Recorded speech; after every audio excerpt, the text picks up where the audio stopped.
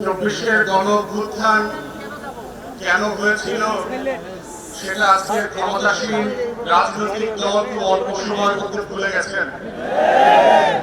আমরা আপনাদের স্মৃতি শক্তিকে আবার নতুন করে একটু রিফ্রেশ করে দিতে চাই। আপনারা দয়া করে জুলাইয়ের স্লোগানগুলো আবার নতুন করে শুনবেন। দেয়ালে দেয়ালে আমাদের শহীদেরা রক্ত দিয়ে যে স্লোগানগুলো লিখে দিয়েছিল, যেই আগামী বাংলাদেশের বুনন তৈরি করেছিল, সেগুলো আবার নতুন করে বিমানে যেতে যেতে মোবাইলে শুনবেন এবং পড়বেন। স্মৃতিভ্রম এমন একটা জিনিস, ক্ষমতার ছানিতে সেটা চোখে পড়ে না, এবং চোখে না পড়তে পড়তে ছানিটা এত মোটা হয়ে যায়, দিন গুনতে গুনতে মনে হয় আবারও নির্বাচনের তারিখ চলে এসছে।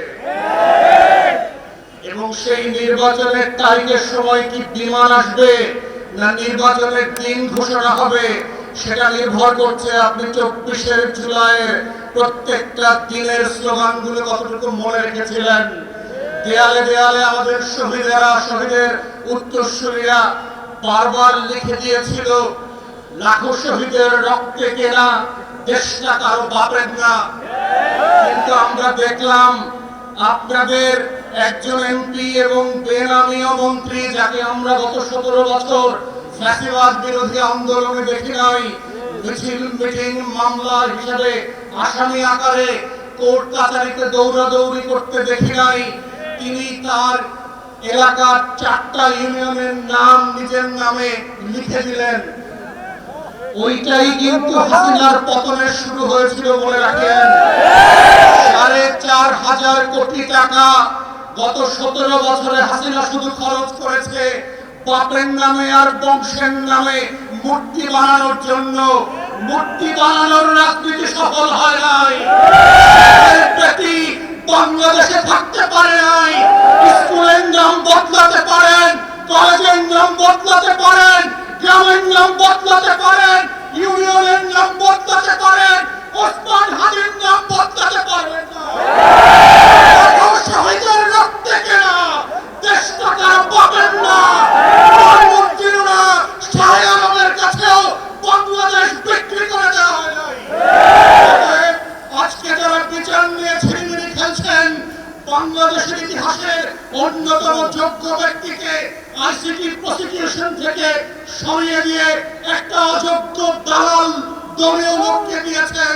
তিনি আজকে বলছেন তিনি নাকি বিচার করতে ভয় পাচ্ছেন। আপনার যদি এত ভয় লাগে, আপনি এই খাতায় নাম লেখালেন কেন? যারা ভীত তারা তো ওই পারে পালিয়ে গেছে। নতুন বাংলাদেশ সাহসী শহীদদের জন্য, আবু সাইদ মুগ্ধের জন্য, যারা বিচারকে নিজের শাহাদাতের সম্মাননাকারী নিয়ে এই ফয়সালা করবে, যেটা আপনারা করতে পারছেন না, দালালি করছেন। তাই আজকে এই জায়গা থেকে মাননীয় বিরোধী দলের নেতা এবং সংসদ সদস্যদেরকে আমরা আহ্বান করছি, আপনারা সংসদে 4টা গণহত্যার জন্য স্বাধীন কমিশন করে আবার দাবি করবেন গুম খুনের বিচারের ওপেন পাবলিক হিয়ারিং হতে হবে।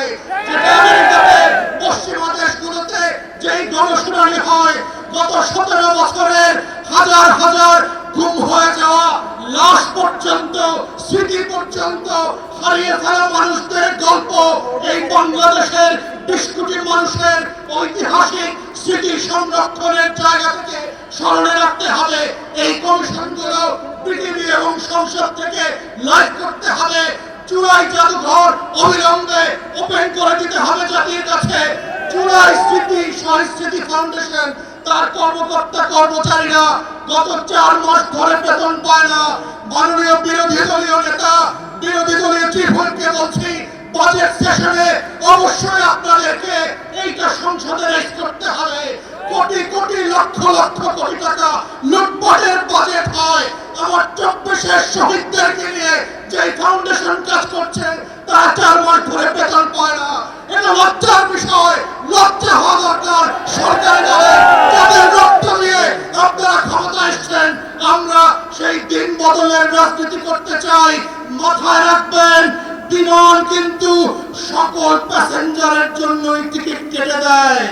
মনে রাখবেন, শুধু একটা ফ্লাইট চলে গেছে বলে নতুন কোন ফ্লাইট হবে না, সেই দিন কিন্তু হবে না।